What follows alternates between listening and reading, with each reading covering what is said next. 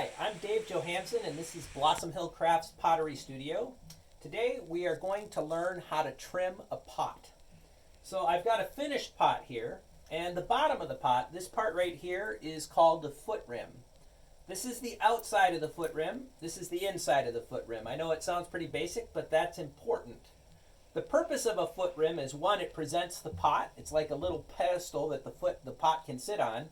And two, when you glaze the pot, glaze is essentially glass and it's going to run, and the foot rim creates a barrier between the glazed part and this unglazed foot, and that's a barrier between the kiln shelf and the pot. So that's the purpose of a foot rim. The outside of the foot rim goes where the wall meets the floor on the inside of the pot. So if I was to bring my finger down and say, well, the wall meets the floor right about here, and you got to kind of guess when you have a pot that's rounded, but right about there, the outside of the foot rim is right there. So let's take an actual pot here and put a foot rim on it. So I'm going to take my needle tool and I'm going to go where the wall meets the floor, right about there, and I'm going to poke the needle tool through the pot, just like that. I've got that little hole there. I can take just a little bit of clay on my finger and go like that, and voila, I no longer have a little hole there. I'm going to turn the pot upside down, and right where that hole is, I'm going to make an X.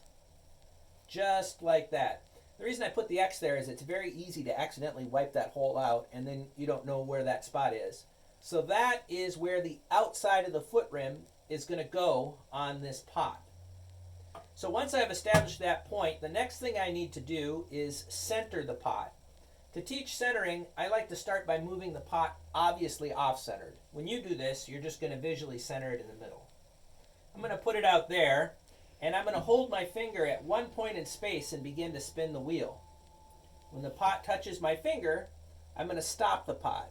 And it's pretty obvious at this point that what I have to do is move the pot towards the center, right? Move it that way. But as we get closer to the center, that becomes less obvious.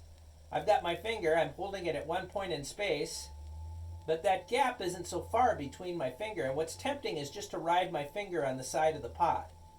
I don't get any information then. I don't know where to stop the wheel or push the pot, but if I hold my finger at one point in space, the pot comes around and touches my finger, and I stop the pot, and I move it away from my finger.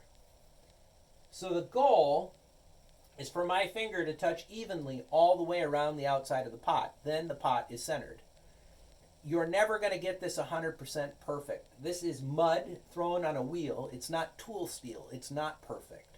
But you can get it pretty close. So I'm going to get my finger on here and start spinning. And at this point, I'm so close that I can feel it better than I can see it. So when it touches my finger, I'm going to stop it and I'm going to push it a little bit. So just a word about this. One is I'm doing it pretty quickly. The first time you do this, it's going to be frustrating. And it takes timing to get your foot and your finger coordinated with each other. So just be patient with yourself. You'll get it. Just about everybody, well, I think everybody struggles with it. So I'm going to do that one more time, just a little push.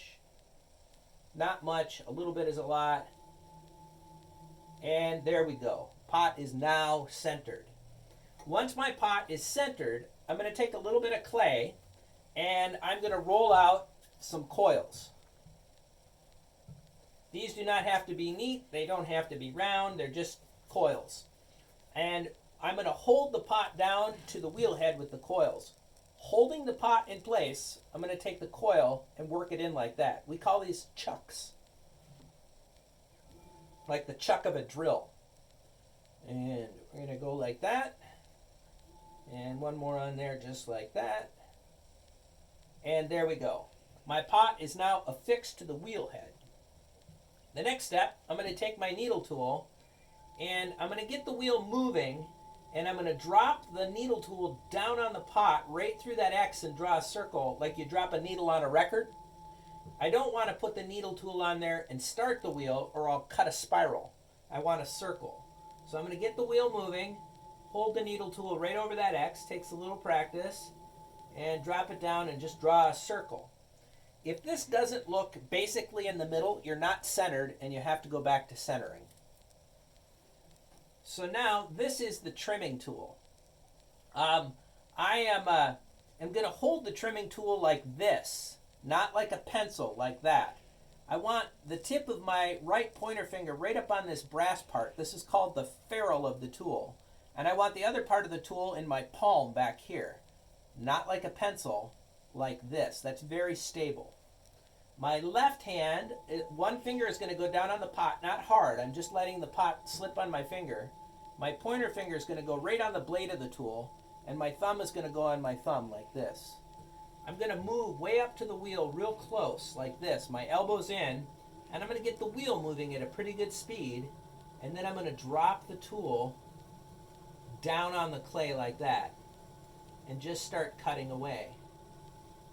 Now I want to be right at 3 o'clock or even back at 4 o'clock. I don't want to be up here because as I move up here, I lose control.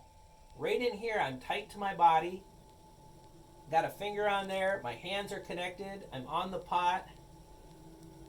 And I just have a lot of control. One side of this tool is round. It cuts at one point and quick. The other side of this tool is wide. It cuts a wide swath. It touches the clay in a larger spot and cuts slower. That's the main difference. There are other differences, but that's the main difference. Now this tool cuts because of a bevel. It's the bevel that makes it sharp. And the tool is sharp. It will cut the clay. You don't need to force it. If the clay is not cutting, if you have your tool on there and the clay is not cutting, it's because the tool is at the wrong angle and it's not engaging that bevel. Watch what happens when I increase the angle of the tool. It starts to cut the clay. Now if I get the angle too steep, it stops cutting the clay again because it's not engaging the angle. I'm going to bring the tool back down and it starts to engage the angle. I haven't applied any more pressure. I've just changed the angle of the tool. So again, for this tool to work, the wheel has to be moving fairly quickly. Otherwise, the tool just catches. And the angle has to be right. You want your elbows in and your hands stable. So I'm just going to work at continuing to cut this clay away.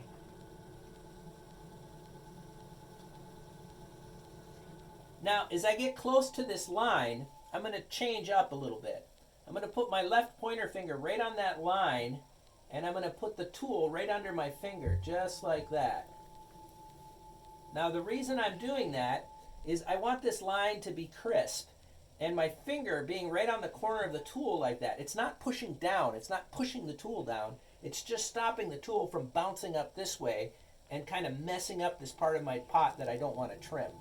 It's like a guardrail, all right? It's not pressing down. The work is all being done by the tool. If you're pushing down hard right here, you won't get a nice crisp line. It's all about the tool. And I'm going to cut down. Now, at this point, people always ask, how do you know you're not going to go through the bottom of the pot? Well, if I put the hole through where the wall meets the floor, all of this is on the outside of the pot and I can trim it away. So long as I put that hole through in the right spot, I should be able to go down here about 1/4 of an inch if I left 1/4 of an inch at the bottom of the pot. It's all about the placement. Having said that, you're going to go through some pots. In fact, I did it yesterday. Everybody now and then over trims a pot. It happens. It's part of pottery. It's just part of it. So I'm going to bring that down just a little bit more. And I've got this nice flat edge here. Well, there's no flat spot like that on the inside of the pot. So I'm going to take all of this away. We're trimming the outside to match the inside. I got a little frog in my throat, excuse me. So now, notice I'm going back to holding the tool like this. Notice that I'm working right at 3 o'clock in a nice stable position. Haven't allowed the clay to pull me up here. I'm staying right here. I'm in control. The wheel is moving nice and fast.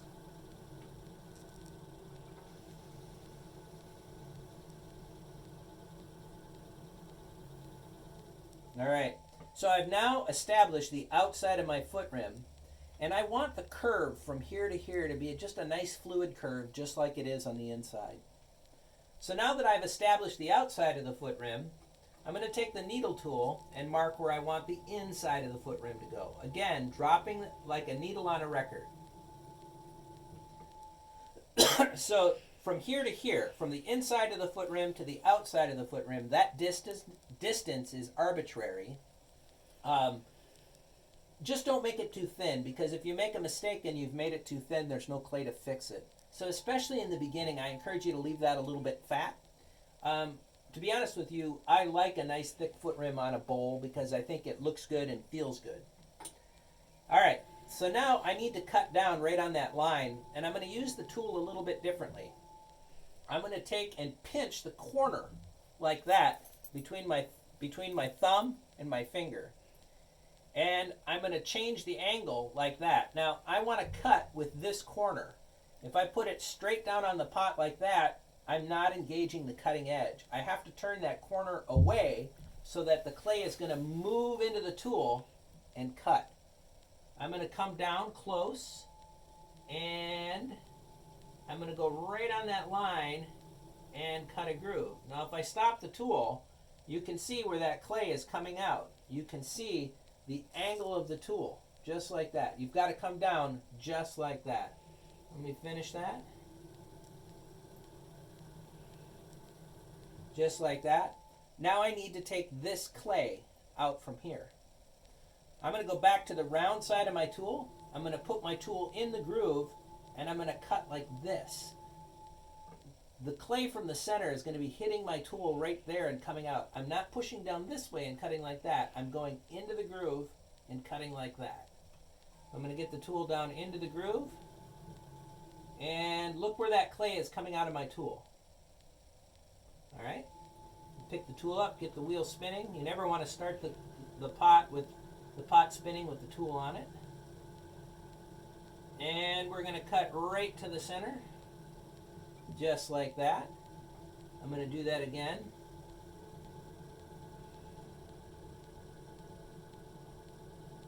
Sometimes this center part is very hard to get out. I just take like this and just go like that and get it out. Once I've got most of my clay out of there, I am going to turn and go like this, but not pushing down at all. I'm just cutting flat like this. I'm not really pushing down at all. I'm just trying to make it look neat. I'm going to come in here and kind of true up this edge.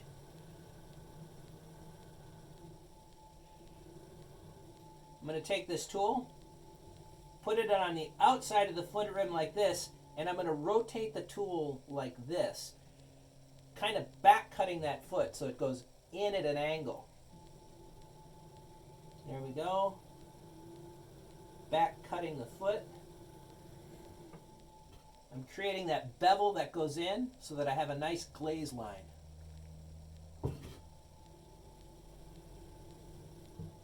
I'm going to round off the edges just a little bit.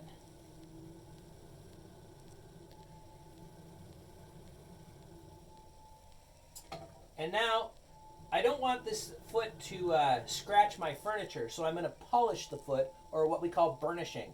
I've got a needle tool here, and I'm just going to use the back of my needle tool. It should be cleaner than it is, but, you know, we're going to live with it. And that makes when you feel this is really smooth now, and that makes it so that my foot won't scratch my furniture. Don't go burnishing the sides of your pots. It makes them very hard to glaze, but unless we're doing some kind of alternative firing.